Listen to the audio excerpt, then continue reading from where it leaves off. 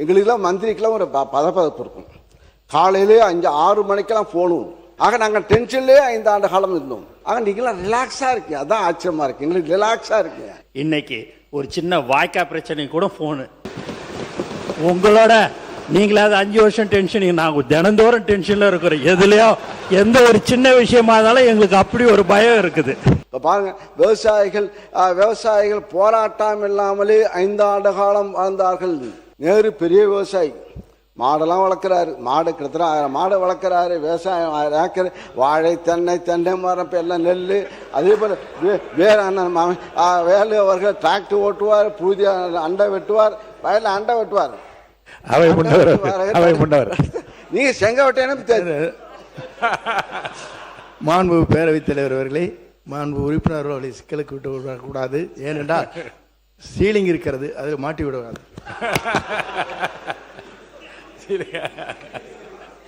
ஆயிரக்கணக்கான ஏக்கர்.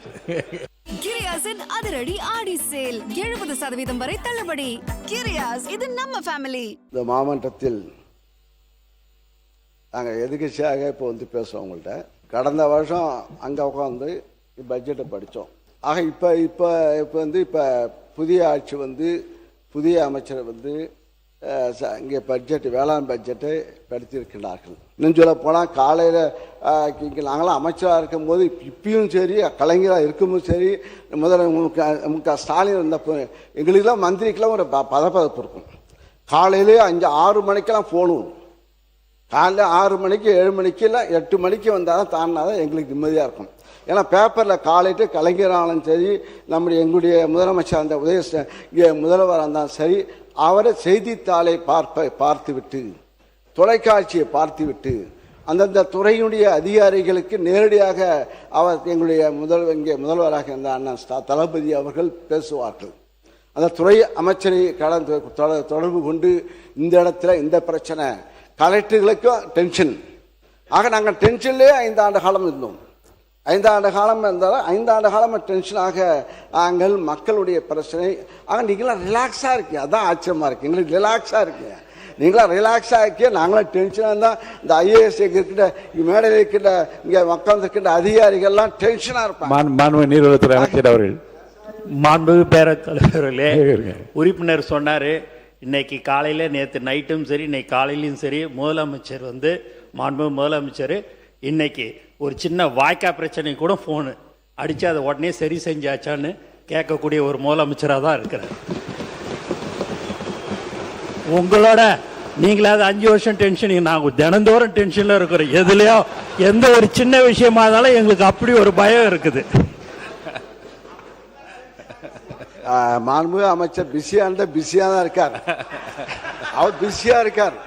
ஏன்னா எல்லா கட்சியும் தோன்றார். அவர் பார்த்து புதுசாக வந்த இயக்கம். நாங்கள் 96 நாங்களாம் மந்திரியாகும் போது எங்களுக்கு அதே போல தான் இளைஞர்களும் எங்களை கேட்பார்கள். இனிமேல் தான் உங்களுக்கு தெரிய போகுது. பாருங்க, மேலே எதிர்பார்க்க போது பேசும்போது பேசுவது எளிது. ஆக நடத்தும் போது தான் தெரியும் கஷ்டங்கள். பாருங்க, இன்னும் கொஞ்சம் 3 மாதம் தான் ஆயிருக்கு. இப்போ பாருங்க, விவசாயிகள் போராட்டம் இல்லாமலே 5 ஆண்டு காலம் வாழ்ந்தார்கள். அதை பாராட்டணும். 5 ஆண்டு காலம் தமிழகத்திலே விவசாயிகள் போராட்டம். நான் முதலாக தஞ்சையில் போய் விவசாய கருத்து கேட்பு கூட்டத்தை நடத்தும் போது எப்படி வெடித்தது, அதை தாங்கி ஒன்னொன்னாக. இன்னும் சொல்ல போனால் இங்கே இருக்கின்ற அமைச்சர் பெருமக்கள், நேரு பெரிய விவசாயி, மாடெல்லாம் வளர்க்குறாரு. மாடு கிட்டத்தட்ட 1000 மாடு வளர்க்குறாரு. விவசாயம் 1000 ஏக்கர், வாழை, தென்னை மரம், எல்லாம் நெல். அதே போல் வேலு அவர்கள் டிராக்டர் ஓட்டுவார், புதிய அண்டை வெட்டுவார், வயலில் அண்டை வெட்டுவார். நீங்க செங்கோட்டையனும்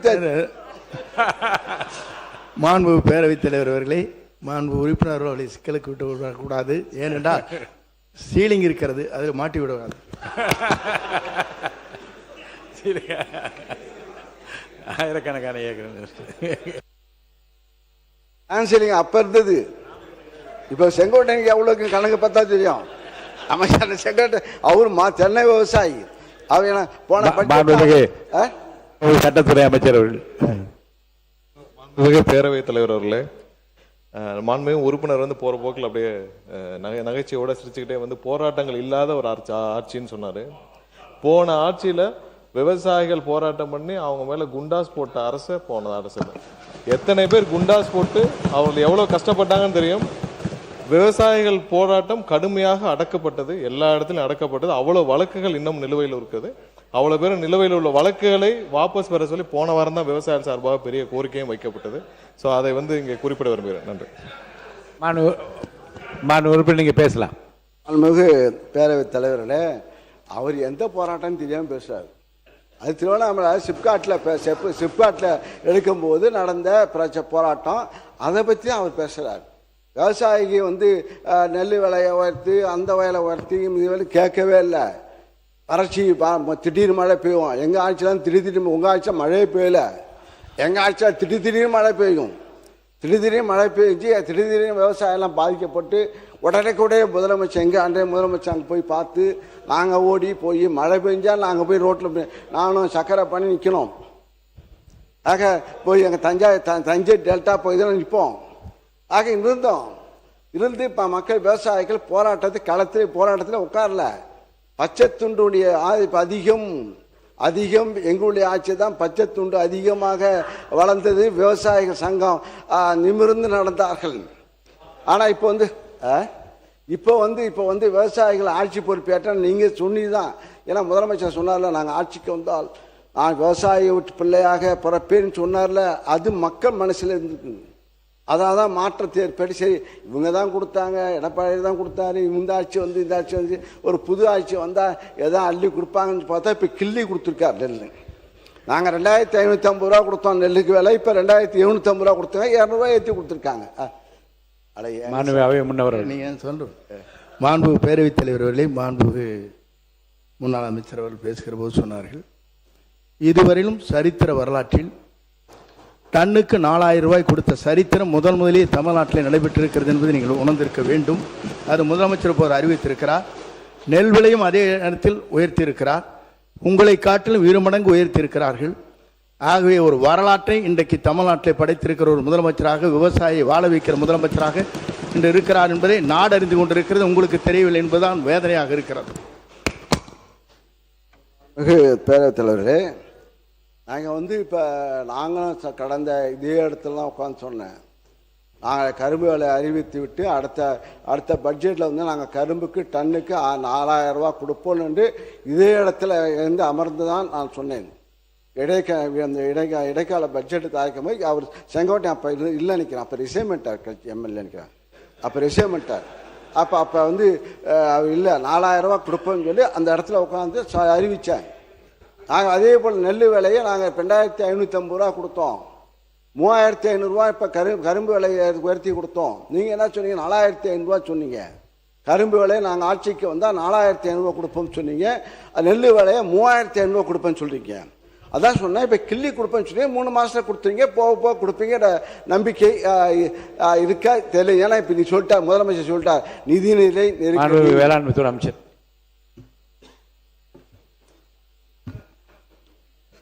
இருந்தாலும் புள்ளி ஓரமாக சொல்லணும். மாண்புமிகு பேரவைத் தலைவர் அவர்களே, கடந்த ஆட்சியில் நெல்லுக்கு 2500 ரூபாயும் கரும்பிற்கு 3500 ரூபாயும் உயர்த்தி தருவதாக அவர்களின் தேர்தல் அறிக்கையில் தெரிவித்திருந்தார்கள். எனினும் கடந்த 5 ஆண்டுகால ஆட்சியில் நெல் மற்றும் கரும்பிற்கான ஊக்கத்தொகையினை அவர்கள் தேர்தல் அறிக்கையில் தெரிவித்தவர் ஒரே ஆண்டில மட்டும் அவங்க உயர்த்தவே இல்லை. நெல்லுக்கான ஊக்கத்தொகை சாதாரண ரக நெல்லை பொறுத்தவரை 2021-22 ஆண்டில் ஒன்றிய அரசால் அறிவிக்கப்பட்ட குறைந்தபட்ச ஆதரவு விலையான 1940 ரூபாயுடன் ஊக்கத்தொகையாக குண்டால் ஒன்றுக்கு 75 ரூபாய் அறிவித்து மொத்தம் 2015 ரூபாய் வழங்கினார்கள். அதே 2022-23 ஆண்டில் ஊக்கத்தொகை எதுவுமே அவங்க உயர்த்தவும் இல்லை. அதே மாரி 2023-24 ஆண்டில் ஊக்கத்தொகையாக குண்டால் ஒன்றுக்கு 7 ரூபாய் மட்டும் உயர்த்தி 82 ரூபாயை ஊக்கத்தொகையாக வழங்கினார்கள். அதே மாரி 2024-25 ஆண்டில் ஊக்கத்தொகையாக குண்டால் ஒன்றுக்கு 23 ரூபாயை உயர்த்தி 105 ரூபாயை ஊக்கத்தொகையாக வழங்கினார்கள். 2025-26ஆம் ஆண்டில் ஊக்கத்தொகையாக குண்டால் ஒன்றுக்கு 26 ரூபாய் உயர்த்தி 131 ரூபாயாக ஊக்கத்தொகை வழங்கப்பட்டது. ஆனால் இந்த அரசு நம்ம மாண்புமிகு முதலமைச்சர் தலைமையில் பொறுப்பேற்ற நாள் முதல் இந்த 3 மாதத்தில் சாதாரண ரெல் நகை குண்டால் ஒன்றுக்கு 28 ரூபாய் கூடுதலாக உயர்த்தி ஊக்கத்தொகையை 159 ரூபாயை உயர்த்தியுள்ளோம். இதன் மூலம் விவசாயிகள் ஒரு குண்டால் ஒன்றுக்கு சாதாரண ரக நெல்லுக்கு ரூபாய் 2500 ரூபாய் இப்ப பெறுவார்கள். சன்ன ரக நெல்லை பொறுத்தவரை 2021-22ஆம் ஆண்டில் ஒன்றிய அரசால் அறிவிக்கப்பட்ட குறைந்தபட்ச ஆதரவு விலையான 1960 ரூபாயுடன் ஊக்கத்தொகையாக குண்டால் ஒன்றுக்கு 100 ரூபாய் அறிவித்து மொத்தம் 2060 ரூபாய் வழங்கினார்கள். இதே போல 2022-23ஆம் ஆண்டில் எந்த ஒரு ஊக்கத்தொகையும் அவர்கள் ஆட்சி காலத்தில் உயர்த்தவில்லை. அதே மாதிரி பாத்தீங்கன்னா 2023-24ஆம் ஆண்டில் ஊக்கத்தொகையாக குண்டால் ஒன்றுக்கு 7 ரூபாய் உயர்த்தி 107 ரூபாயாக ஊக்கத்தொகையை வழங்கினார்கள். 2024-25ஆம் ஆண்டில் ஊக்கத்தொகையை குண்டால் ஒன்றுக்கு 23 ரூபாய் உயர்த்தி 130 ரூபாயை ஊக்கத்தொகையாக வழங்கினார்கள். நம்ம 2025-26ஆம் ஆண்டில் ஊக்கத்தொகையாக குண்டால் ஒன்றுக்கு 26 ரூபாய் உயர்த்தி 156 ரூபாய் ஊக்கத்தொகையாக வழங்கப்பட்டது. ஆனால் இந்த அரசு நமது மாண்புமிகு தலைமையில் பொறுப்பேற்ற 3 மாதத்தில் சன்ன ரக நெல் குண்டால் ஒன்றுக்கு 130 ரூபாய் கூடுதலாக உயர்த்தி ஊக்கத்தொகை 289 ரூபாயாக உயர்த்தி இருக்கும். இதன் மூலம் விவசாயிகள் ஒரு குண்டால் ஒன்றுக்கு சன்ன ரக நெல்லுக்கு ரூபாய் 2750 ரூபாய் வரை பெறுவார்கள்.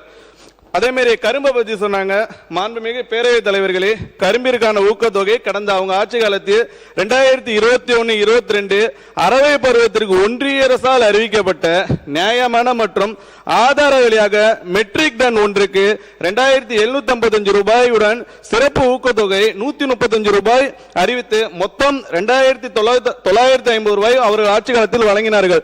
2022-23ஆம் ஆண்டில் அரவை பருவத்தில் ஊக்கத்தொகை எதுவுமே உயர்த்தவில்லை. அதே மாதிரி 2023-24ஆம் ஆண்டில் அரவை பருவத்தில் பார்த்தீங்கன்னா ஊக்கத்தொகையாக குண்டால் ஒன்றுக்கு 20 ரூபாய் மட்டும் உயர்த்தி 215 ரூபாயை ஊக்கத்தொகையாக வழங்கினார்கள். அதே காலகட்டத்தில் 2024-25 ஆண்டில் பார்த்தீங்கன்னா அரவை பருவத்தில் ஊக்கத்தொகை குண்டால் ஒன்றுக்கு 132 ரூபாய் உயர்த்தி 349 ரூபாயாக ஊக்கத்தொகை வழங்கினார்கள். 2025-26 அரவை பருவத்திற்கு ஒன்றிய அரசால் அறிவிக்கப்பட்ட நியாயமான மற்றும் ஆதாய விலைய மெட்ரிக் டன் ஒன்றுக்கு 3290 ரூபாய் 50 காசுடன் சிறப்பு ஊக்கத்தொகை முதல் ஆண்டிலே கூடுதலாக 360 ரூபாய் 50 காசுடன் சேர்த்து சிறப்பு ஊக்கத்தொகை 709 ரூபாய் 50 காசாக உயர்த்தப்பட்டுள்ளது.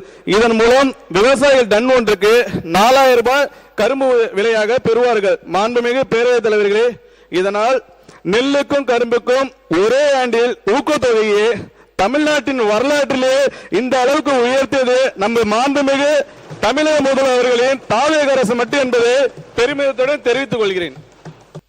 மாண்புமிகு உறுப்பினர் தொடர்ந்து மாண்புமிகு பேரவைத் தலைவரே, இதை நாங்கள் தான் கொடுத்துட்டோம். இது ஏன் இவ்வளோ தூரம் படிச்சுக்கிட்டுன்னு நாங்கள் எங்களுடைய தேர்தல் அறிக்கை சொன்னோம் 2500 ரூபா நெல் கொடுப்போம்னு சொன்னோம்.